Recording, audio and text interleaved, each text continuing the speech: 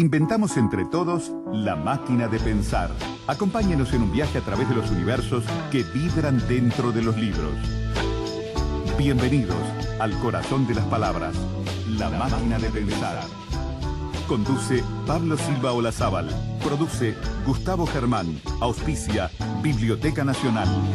La máquina de pensar.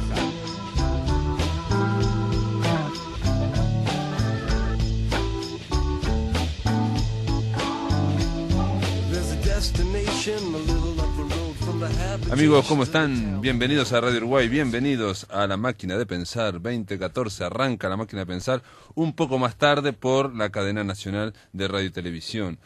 Hoy vamos a tener un programa, un solo invitado, vamos a charlar con el poeta Eduardo Milán sobre su libro Chajá para Todos. Quiero decirles dos cosas, que este libro se va a presentar, bueno, lo vamos a decir en la conversación, pero se presenta mañana, martes, a las 20 horas en la Feria del Libro.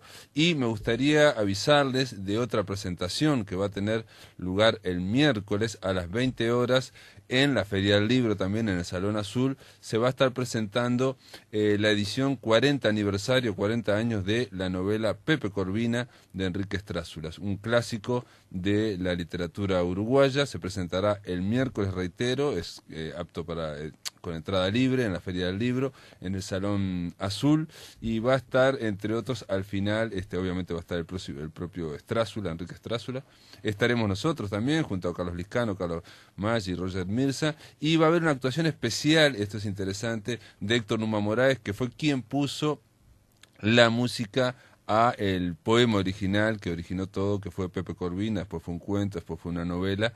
Esa novela cumple 40 años y va a estar editada en Sudamericana.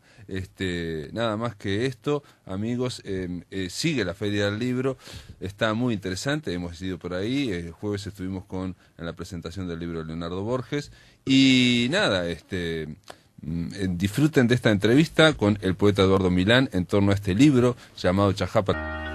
Muy bien, ahora en La Máquina de Pensar le vamos a dar la bienvenida al poeta y ensayista, el escritor Eduardo Milán. ¿Cómo andás, Eduardo? ¿Cómo te va, Pablo? Eduardo Milán, ustedes ya lo conocen, hemos hablado varias veces por teléfono a México, vos vivís en México desde hace muchos años, y estás acá porque publicaste un libro nuevo, Chajá para Todos, que lo presentás ahora en la Feria del Libro, ¿no? Sí, el martes, en la Feria del Libro a las 8, creo. Perfecto, en la Feria del Libro van a presentar Chajá para Todos, va a estar ahí Roberto Aprato, un amigo también de La Máquina, un hombre que habla quincenalmente de poesía acá. Chajá para Todos.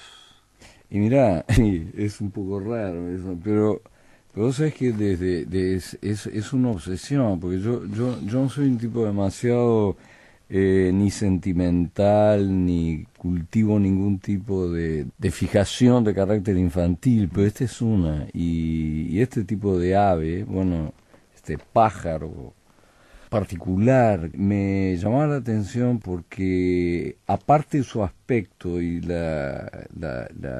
una cierta familiaridad que te produce su forma, tenía un grito que pertenecía más al dominio de lo trágico griego que a lo que veía, y siempre era como una contradicción. Y bueno, me obsesioné durante los últimos años con el Chajá, y se me ocurrió así como que se me ocurren los títulos, y claro, eso Roberto Aprato, sí. Me decía, che, loco, no es para todo, y yo digo, claro que no es para todo. Pero vos sabés que cuando yo me enteré de Chajá para Todos, claro, no había visto la tapa, ¿no? Me había visto la comunicación. Vos pensaste que era el postre. Y yo dije, Chajá para Todos, claro, postre claro. Para todos. Sí. ¿No? Como pedir. Una especie de fiesta también, claro, ¿no? Claro. Chajá para Todos, ¿no? Sí, vas al almacén y le decís a todos tus amigos, oh, Chajá para Todos. Claro. O una manera de mandar, ¿no? De servirle... Una vuelta. Exacto, una vuelta a todo. Una vuelta infantil, porque digo, claro, ¿no? Claro. Pero bueno, está la figura de Chajá acá para evitar esa ambigüedad. También se habla del Sabiá, pero te quería seguir con Chajá, sí. Porque hay atraviesa varias páginas de este libro, y en un momento dice, más vale que lo real atraviese el lenguaje, dice un verso. y se me ocurrió que Chajá, con ese grito que estás hablando, que es el que le da el nombre al pájaro, ¿no? Sí. Está atravesando también, la realidad está atravesando el lenguaje. Así es, sí. Bueno, mira, eso es algo para mí importante desde un punto de vista de la poética que configura. Si vos haces un poco de recorrido por alguna cosa que yo hago, te das cuenta que hay una lógica de determinación del significado por el significante, o sea, el ruido, lo fónico, lo eufónico, produce a veces significado y la propia escritura intenta seguir esa producción de significado por el significante. O sea, en ese sentido el Chajá corresponde. Sí. Genera, digamos, poesía, el grito del Chajá. Genera el ave. El grito genera el ave y genera el nombre del ave, ¿no? Y a partir del nombre del ave que se hace poesía en libro, escrita, ¿no? Porque la poesía también es un fenómeno que puede pasar más allá de los libros. Pero autónomo, ¿no? Porque yo, mirá vos, no conozco tanto tu obra pensé que era más vinculado con este libro, en este sentido. Una queja del libro, una protesta de este libro, es precisamente que la poesía parece ir reduciéndose o perdiendo fuerza, efecto, ¿no? Y presencia en el lenguaje y en la vida. Entonces, pensé, no sé si Sabía empieza el libro, ¿no? No sé, Sabía, es un juego también. Es un juego para Sabía, ¿no? el Sabía también es un pájaro similar, digo, y aparece esa idea de la vida en el lenguaje, atravesando lo real a través del lenguaje. Así, no, y además hay un juego ahí en el sentido de la pérdida del saber, porque Sabía es un pájaro, ¿sí? Pero parecería que también tiene un corrimiento acentual, como decía Héctor Massa, el filósofo Massa. Él decía que lo que yo escribía tenía un corrimiento acentual, en ese sentido. En vez de decir sabía, de repente decía sabía. Y claro, y sabía, hay un juego en el nombre del capítulo ese, con el no saber, y luego sabía, que es no sé, pero sabía. O sea, ya no sé lo que sabía. Y eso es un poco la significación otorgada a la poesía. Aparentemente la poesía está viviendo una especie como de boom. Hay una especie de siglo de oro mundial.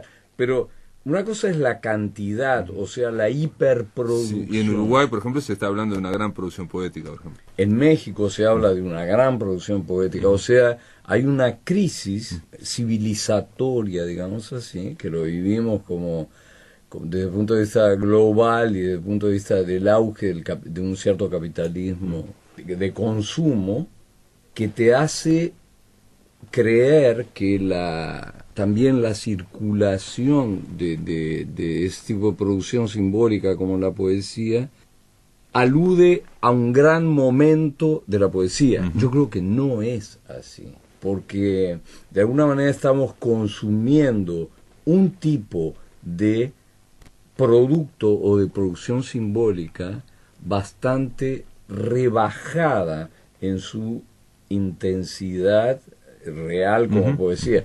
O sea, creo que estamos viendo un fenómeno de dilución aguada, una poesía un poco más aguada. Poesía como de acompañamiento, poesía para ir al cine, ese tipo de cosas. Como música de acompañamiento en las reuniones, ¿no? Claro, así, ¿no? Claro. O en los ascensores. En un momento, en la tercera sección del libro, que vendría a ser como una especie de pequeños ensayos o artículos ensayísticos con una finalidad poética, ahí vos te quejás de una cosa que me llamó la atención en este sentido, digo, porque vos esos ensayos los escribís, digamos, de cierta erudición, alguien que lleva muchos años leyendo y analizando la poesía, la literatura, y decís, yo no escuché a nadie hablar de crisis de la poesía. Sí, hay crisis del arte, hay crisis del mercado editorial, no sé cuánto, hay una crisis del capital, sí, pero no hay crisis poética. ¿Y cómo que no hay crisis poética? Digo, ¿desde qué punto de vista no hay crisis poética? No hay crisis poética porque la poesía es algo que no puede entrar en crisis. Por supuesto que puede entrar en crisis. Solamente una visión totalmente mitificada, auratizada de lo que es la poesía puede decretar que la poesía es un espacio ausente de crisis y que no, entra en crisis el ser humano y no entra en crisis la poesía. O la civilización. No, eso no.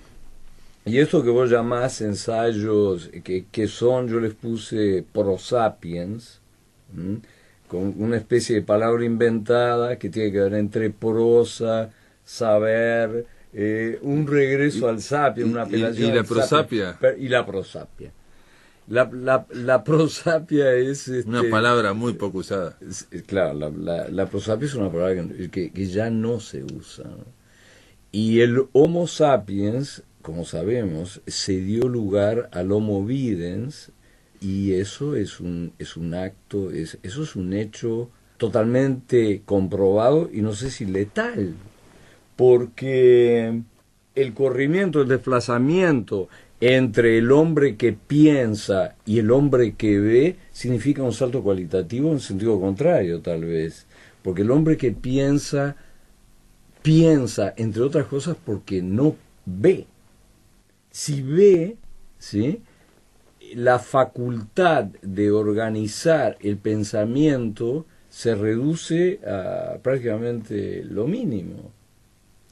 Si todo se te muestra, la imaginación queda de alguna manera bloqueada o actúa de una manera diferente a la manera tradicional de funcionamiento de la imaginación, que era proponer en términos de icónicos, plásticos, imágenes para aquello o que no puede ver o que no hay.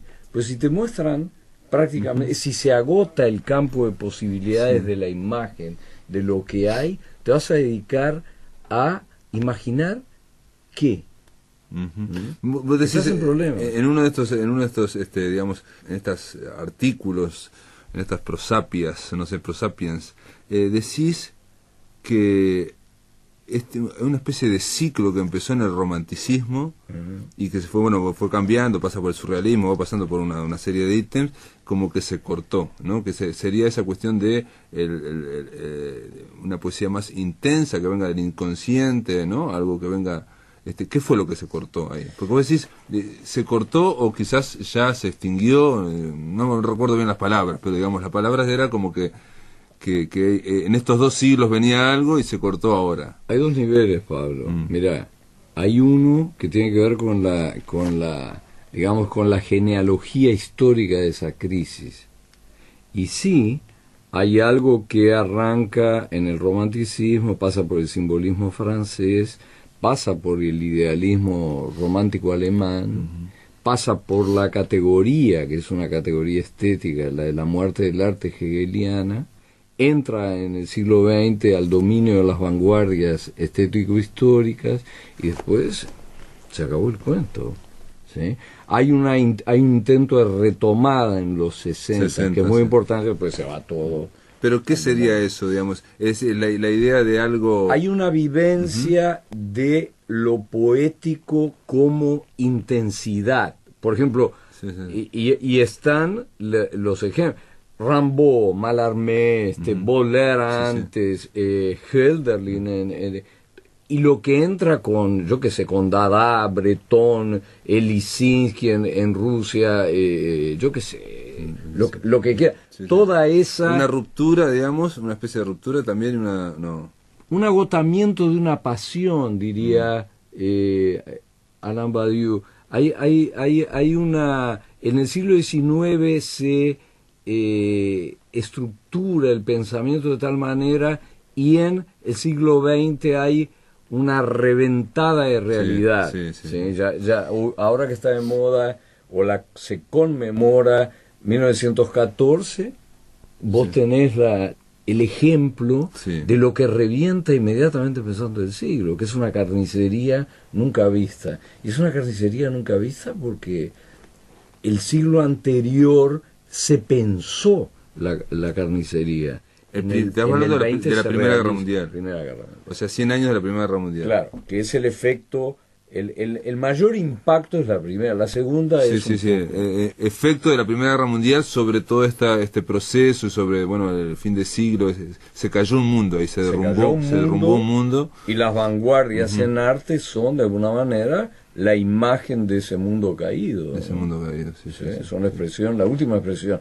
Pero todo vivido desde una lógica o de un marco de intensidad muy particular. Vital, ¿no? Intensidad Así vital, un es, compromiso así vital que vos decís que ahora no se ve tanto. No, yo creo que no hay. Eduardo Milán, aguantamos un minuto, vamos a la pausa y después de la pausa, amigos, seguimos conversando sobre este libro, Chajá para Todos, editado por Estuario, con Eduardo Milán.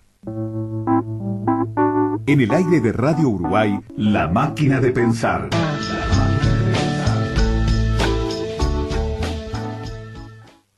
A la mejor conexión, sumale el mejor entretenimiento, porque llegó Vera más Netflix. Descubrí la velocidad en tu móvil con tu nuevo plan Vera LTE desde 990 pesos por mes y disfruta de 6 meses de suscripción a Netflix de regalo. Mirá tus películas y series favoritas en HD cuando y donde quieras. Consultá planes y condiciones en antel.com.uy. Antel, avanzamos juntos. La noche se llena de radio. Se llena de radio. Desde las 21 hasta el final del día, Visión Nocturna. La noche de Uruguay en plena luz. En plena luz.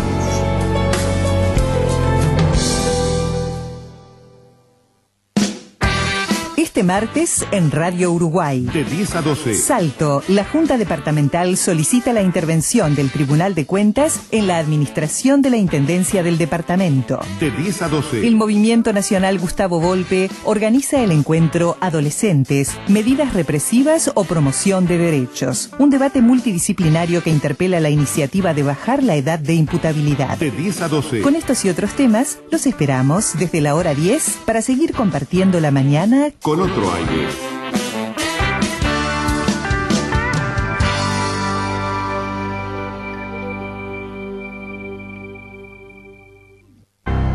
Somos Radio Uruguay, 1050 AM en Montevideo y sus repetidoras en el interior del país.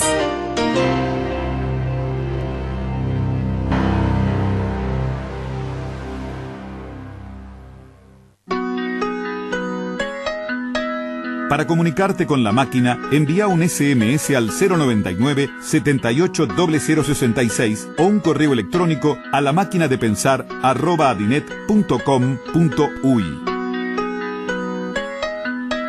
Si querés volver a escuchar charlas, entrevistas o columnas, ingresa a piensamáquina.blogspot.com y bienvenido al corazón de las palabras.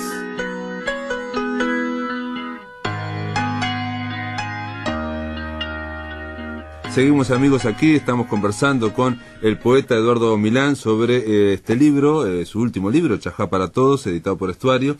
Eduardo, decís que se agota, no es que haya poca producción de poesía actualmente, sino que hay mucha producción, pero no tiene esa intensidad, digamos, y vos en tus palabras decías algo así, que esto ha sido señalado, muy señalado, ¿no? El tema de que no hay un compromiso vital, digamos, de los artistas que no dan la vida, digamos, que es el viejo mito romántico, ¿no? Dar la vida por el arte. Yo que sé, el Lebrero, por ejemplo, decía, para ser escritor hay que vivir para eso, en fin.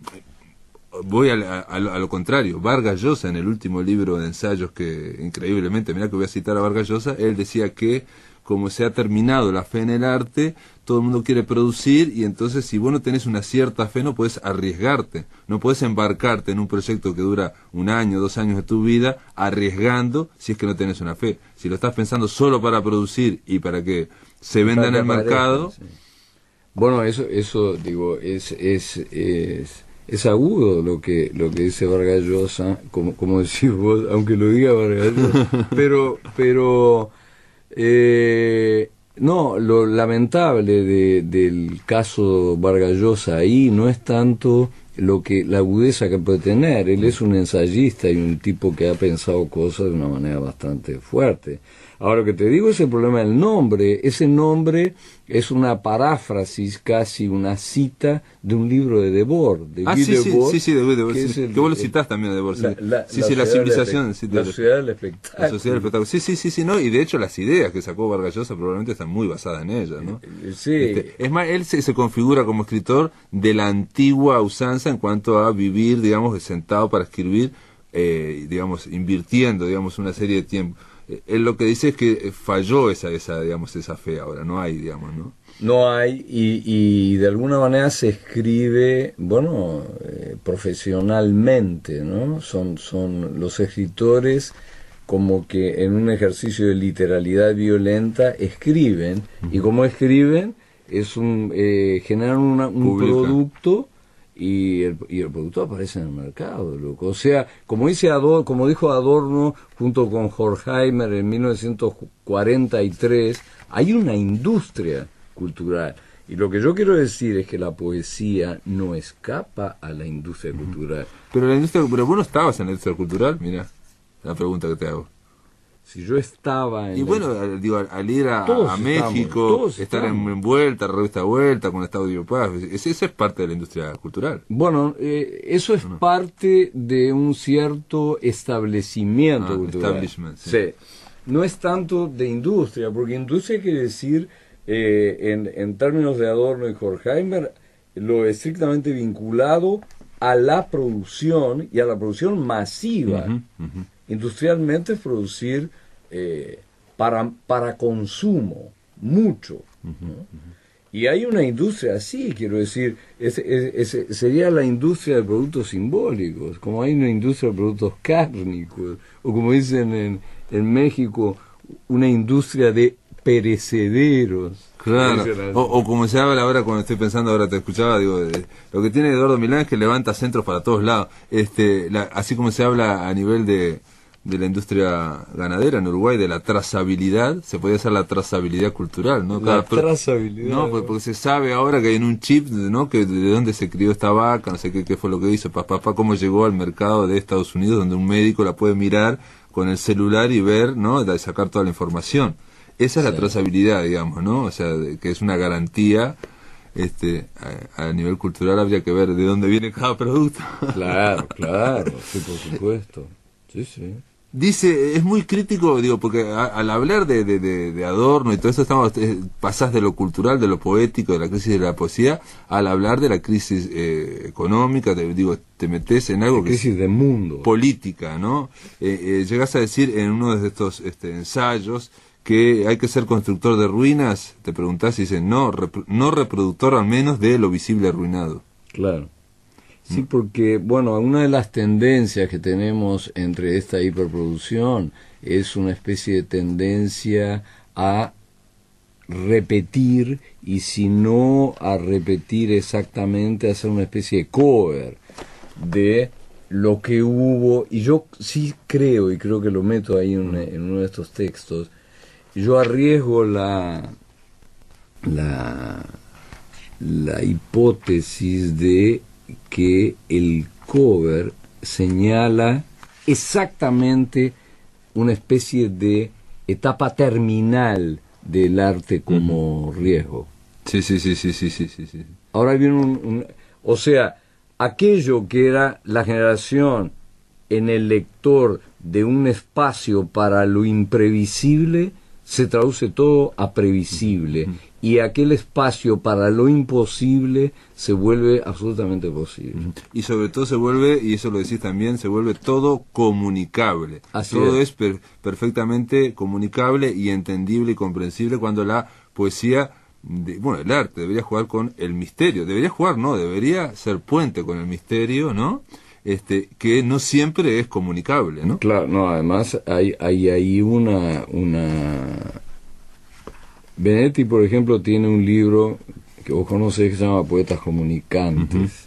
En Uruguay, el concepto de poesía vinculada a la comunicación, pero la comunicación no estética, como dice Jacobson, que es una comunicación de forma, que no implica el entendimiento conceptual de lo que se está diciendo o del significado, ¿no? O sea, la comunicación de formas es una comunicación comunicativa, si se quiere decir así, ¿no? Una comunicación sin comunicación, en términos de lo que la comunicación es, comunicación de mensaje, de entendimiento y no Sí, de transmisión de una información que se entienda perfectamente. Exactamente. Esa sería la comunicación normal. El sentido lato de la palabra. Así es. Pero eso en poesía está bien visto en la una cierta tradición uruguaya poética, por ejemplo, muy bien defendida por Benedetti. Y los poetas que él pone en esa antología que se llama Poetas Comunicantes son ejemplos de ese tipo de comunicación un poco colocados en un nivel, todos al mismo nivel, como realmente no lo tiene, yo que sé, Nicanor Parra, Roque Dalton, estaba Silvio Rodríguez también. Sí, ¿no? Nicanor Parra, ya que lo mencionaste, estuvimos hablando de él, y porque en esta apuesta tuya, en este discurso tuyo está muy presente, imbricado, ¿no? Y lo político está imbricado, ¿no? Entonces vos decís en un momento que en Uruguay, pese a todo y a Mujica, todavía no lavan la palabra libertad, nombre de un paraje con una gran cárcel adentro y adentro con unos miles de presos políticos, decís, ¿no? Y a mí me sorprendió y pensé una cosa muy chata, digamos, mi pensamiento, pero es así, pero la verdad tiene razón, se le podría sacar el nombre al penal de libertad. Se le podría sacar. ¿No? Sí. Así como se le pone el nombre al aeropuerto de Carrasco, se le puso un nombre, se le podría sacar a la cárcel ese nombre que tiene, lavar la palabra libertad. Exactamente. Yo creo en eso, absolutamente. Yo creo que el gobierno, y no te voy a decir el Estado, el gobierno uruguayo tiene una deuda civil y tiene una deuda incluso con su propia tradición, que es yo qué sé, el suturar esa herida y el enmendar ese error. Es un error brutal que no solamente se vivió, sino que se lega, que se hereda. Sí, que nos hizo famoso en su momento, ¿no? Está en libertad, quiere decir que está preso. Eso es una cosa verdaderamente insólita que un gobierno atento como este, sensible, con sensibilidad social y tal, muy diferente a otros, no sea sensible conceptualmente frente a determinadas palabras que de alguna manera explican su estar ahí, o sea, ese estar ahí del gobierno, ¿no? Sí, ahí también puede haber un valor, sensibilidad cultural también ahí, digamos, de parte de los artistas. Honestamente, yo no lo voy a pensar, pero sería algo muy fácil de hacer, digamos, ¿no? Yo pienso que sí. Y sería del orden de lo simbólico, ¿no? Totalmente, y de lo real también. Esa cosa ahora, no sé si no habría alguien que no quisiera cambiarlo también, ¿no? Porque con el tema de la memoria, el pasado reciente, no sé qué, muchas veces hay mitificación. Bueno, pero en otro momento, esto te lo voy a preguntar porque está bueno tener un poeta, y yo sé que son preguntas que no se pueden hacer a un poeta, pero ya que estamos, en un artículo, uno de estos artículos, disculpame que lo siga diciendo, ensayos, artículos, digamos, en realidad es una vocación, son prosas poéticas, son prosas poéticas, en una de las prosas poéticas, donde precisamente hablamos de, que te preguntás, hay que ser constructor de ruinas, y respondés no reproductor de lo visible arruinado, y entonces soñar con una mítica unidad de palabra y cosa, que nos vuelve al principio, ¿no? A esto del principio, lo del chajá, la mítica unidad de palabra y cosa, o del lenguaje atravesado por la realidad, ¿no? O sea, palabras donde uno que tengan su peso, ¿no? Un peso, una intensidad en el lector, en la persona. Y soñar una especie de retorno, una especie de rescate. Y después concluís la prosa poética diciendo, o escribir aquel rescate será el simple hecho de no vivir en el lugar donde todavía se habla todo junto. Bueno, todo junto hace mención a algo que si querés lo podemos explicar, ¿no? Los indígenas hablan así todo junto, ¿no? Entonces, ¿qué sería? No, honestamente no se me escapó el sentido. Escribir aquel rescate será el simple hecho de no vivir en el lugar donde todavía se habla todo junto. Claro, hay un problema, hay de alguna manera lo que estábamos hablando antes, hay una crítica a la memoria, ya que mencionaste el asunto de la memoria, como una especie de fetichización de lo que no está. Porque, exactamente. De recuerdo, digamos, es una memoria de anticuario. Exactamente, de coleccionista. De tener cositas chiquitas. Así es, todo juntito, la fotito, Entras al Museo Judío en Berlín. Uh-huh. El Museo Judío de Berlín es una construcción impresionante, ¿sí? Una especie de galpón inmenso, lleno de este tipo de cositas chiquitas, todo chiquito. O acá en un Museo de la Memoria pones una puerta del Penal de la Libertad y con eso como que ya cumpliste con la memoria. Pero eso es fetiche, quiero decir, lo que está en juego aquí no es tanto la ausencia de memoria en el presente. Este es un presente que ha memorizado como creo que nunca el mundo. ¿Sí? El problema es la historia. Es comprender la historia. Claro, comprender la historia y dejar que la historia siga y no bloquear la memoria mediante fetiches decorativos. Sí, que te tranquilizan la mente, te alivian la conciencia, pero después vivís un presente sin historia. ¿Verdad? Exactamente, y por lo tanto sin ningún futuro posible, abierto y de horizonte. Hay una crisis de horizonte que es real, pero para mí el fenómeno político, Pablo, es fundamental como el fenómeno poético. Yo soy hijo de preso político, vos sabés, y me fui de acá por eso. Y digo, eso para mí marcó mi vida, ¿no? Yo puedo renunciar a eso. Sí, te cambió la vida, la historia te cambió la vida. Exactamente. La historia con mayúscula, no sé. Pero, digamos, en este país a casi todo el mundo, ¿no? Yo creo que a todos. Sí. Pero, claro, algunos se fueron y no volvieron, digo yo, por ejemplo. No, otros se quedaron, como Roberto Prato también cuenta cómo le cambió la historia a su vida también, ¿no? Absolutamente. El tema es cuando tratamos de pensar o creemos que no, de que la historia es algo que pasó hace 30 años. Algo que ocurre con el mundo de Internet, la presentificación esa que hay, ¿no? De que parece que hace algo de hace 30 años como hablar del neolítico.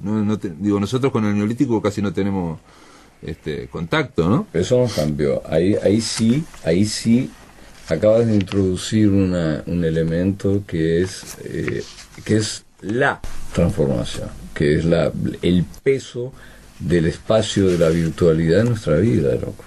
Internet, ¿no? Exactamente, y Internet muy particularmente. Sí. Y creo que es irreversible, salvo mejor opción, que no sé cuál es. Sí, bueno, esto podríamos seguir hablando, porque esto lo que yo te dije de la memoria de anticuario, todo esto, lo saqué de un libro de Gerardo Caetano que precisamente analiza esto, diciendo que se corta, cita a Erich Hobsbawm, diciendo que nunca como ahora, nunca la humanidad ha estado tan separada de su pasado, ¿no? Es verdad. Entonces vivimos en un presente, entonces aquel que no tiene el presente, el pasado, digamos, interiorizado el pasado de los últimos 30 años, no puede imaginarse dentro de 30 años. Al cortar con el pasado, cortás la imaginación del futuro también. Exactamente. Pero además, en términos poéticos, es muy palpable eso. Yo creo que la última generación que tuvo conexión con algún legado o con algo transmitido del pasado como herencia, es la nuestra, la de Roberto y la mía. Los más nuevos, ¿sí?, cuando mucho tendrán un tipo de contacto aislado con gente como Roberto, como yo y tal, pero no tienen el legado de ese continuum. ¿Sí? Que en la dictadura se cortó, digamos, la última generación fue la de 60, decís vos. Sí. La palabra se está mirando en un oasis, decís al final, en una de estas prosas, pues. Y en un oasis que puede ser una especie como de... Es algo que está en el desierto, el oasis. Es algo que está en el desierto, me refiero a la frase de Nietzsche, el desierto aumenta, el desierto crece, dice Nietzsche, y es real, quiero decir, hay una desertificación de la vida, hay una desolación en relación al futuro, el presentismo es sintomático no solamente de un trauma pasado, sino de como decís vos, una cancelación del futuro y todo es ahora, es decir, un presentismo es una especie de ahorismo. Sí, es una presentificación, sería algo así, ¿no? Sí. Es una especie de traducido, quiere decir, no hay más que esto. Sí, tipo y esto es todo lo Peter que Pan, es la idea de Peter Pan también, ¿no? En otro momento, digo, pero te metes bastante con la política, digo, obviamente todo dentro de un discurso poético, ¿no? Dice, los discursos progresistas pragmáticos que no abandonan el capital quieren crecer con él. Así es. Es muy duro. Y después en un poema muy anterior, que es hablas de que se trata de investir al capital, la bestia unánime. Mira, lo que ocurre es que yo creo que estamos viviendo, para ser prácticos en términos económicos, estamos viviendo el mundo del mismo capital, o estamos viviendo el mismo capitalismo. Hay capitalismos con sensibilidad social, que es para donde se orientaría aquello que en otro momento se llamaba izquierda, ¿no? Y hay capitalismo que no tiene ninguna sensibilidad social, y lo sabemos. Sí, sí. Lo que está señalado al sur como eso que es más que la geografía, una epistemología del sur, como dice Boaventura dos Santos, ¿sí?, difiere radicalmente del norte, que es lo dominante en el mundo, el capitalismo dominante, solamente por eso, solamente, no es una cuestión de valores implicados o de ideología, es una cuestión incluso pragmática, sensibilidad social para que mañana no te coman vivo. Andrés Manuel López Obrador, el candidato a la presidencia de México por 2 años, un tipo de esa izquierda sensible, digamos, o de este capitalismo sensible, decía, por nosotros mismos, los pobres primero, pero no tanto por los pobres, no es un acto de caridad, ni siquiera de justicia, es porque esto aumenta, o sea, hay un nivel de marginalidad o de marginación social mundial que es, bueno, una alerta bastante grande para prepararse para algo. Sí, pero una cuestión es la idea digamos, de un capitalismo, digamos, más sensible por cuestiones hasta pragmáticas, ¿no? Digamos, yo pienso que un discurso como el que hizo Mujica en la ONU también, algo similar, digamos, ¿no? Diciendo que no hay que ir hacia, digamos, hacia una, no sé llamarla socialismo, socialdemocracia o algo así. No me acuerdo las palabras de Mujica, pero por una cuestión de conveniencia casi, por una cuestión pragmática, ¿no? No, y Mujica en ese sentido ha sido fundamental, ha sido fundamental porque yo que estoy afuera, y lo digo desde afuera, cambió la imagen del uruguayo, no solamente la del Uruguay. Antes éramos intercambiables por el primer... por Paraguay y Uruguay. O por el primer argentino que hablaba igual o parecido, aparecía ahí y ese... Te presento a dos argentinos y uno era uruguayo. Bueno, con Mujica nos ha devuelto una dignidad de nuestro propio origen. No, en realidad con Mujica, digo, yo no sé si devuelto, creo que nunca el Uruguay había tenido esta visibilidad mundial como la ha tenido hasta ahora, digamos, ¿no? Vos vivís en México, mi padre vive en España desde hace 40 años y dice exactamente tus mismas palabras en cuanto a la llegada, no a nivel de autoridades o de políticos, sistema político, sino de la gente, de gente de clase media, gente que nunca supo. Nada, Eduardo, me queda una última pregunta, pero así rapidísima. Digo, el que te escucha, Chajá para Todos, obviamente es un avance poético en esa carrera que estás haciendo vos en cuanto a discurso poético, ¿no? A tratar de manejar la palabra para que no sea todo comunicable y para que sea un desafío para el lector, ¿no? Para que genere una dialéctica, ¿no? El que puede quedar la idea, por lo menos, de que todo este discurso a veces puede sonar apocalíptico. Bueno, señala apocalíptico, Apocalíptico quiere decir el tiempo de Dios, quiere decir el cese de todo mundo, de toda existencia, y el tiempo de Dios es el fin, ¿no? Apocalipsis quiere decir fin. Lo que creo que toca o tocó a su fin, porque creo que estamos viendo una especie de resonancia de un fin de concepto de hombre, y de un fin también, probablemente, de un sentido utópico de la existencia. Ahora el mundo se ha ordenado en relación a un pragmatismo, y la poesía también. Y yo creo que la poesía también. Digo, yo soy de los que creen que la poesía pertenece al mundo y no el mundo pertenece a la poesía, como correcto. Algunos iluminados. No, yo detesto todo eso. Sí, sí, en ese sí, sentido sí. soy muy pragmático. Sí, por eso digo el tema de la realidad atravesando el lenguaje, ¿no? Sí, es decir, eso te, digamos, de lo real. Lo que hablamos al principio vuelve al final de esa forma. No, aparte digo, si bien es una crisis de civilización, digamos, el hombre sigue, digamos, no sabemos cómo va a seguir, ¿no? Digo, pero bueno, eso lo leeremos en el próximo libro de Milán, capaz, ¿no? Tal vez, si hay Milán todavía. Chajá para todos, Eduardo Milán, esto está editado en Estuario, amigos. Gracias por estar acá en La Máquina de Pensar. Gracias a ti, Pablo, y gracias al programa, por el lugar que me da. Igual te voy a seguir llamando a México para hablar de poesía, de poetas y de otras yerbas. Con muchísimo gusto, Pablo. Gracias. Dale, gracias. Bien amigos, esto ha sido todo por hoy. Espero que les haya gustado. Hasta mañana.